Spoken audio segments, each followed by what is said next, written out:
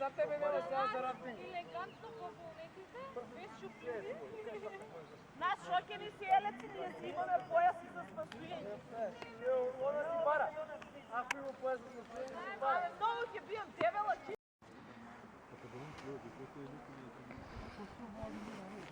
Ајмо таму назад. Овде ништо, само реди. Не мора да биде пора. Пример.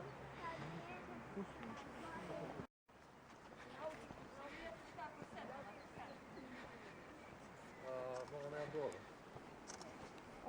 Окей. Не можете да ме стикате? Možda ne zbog sunca.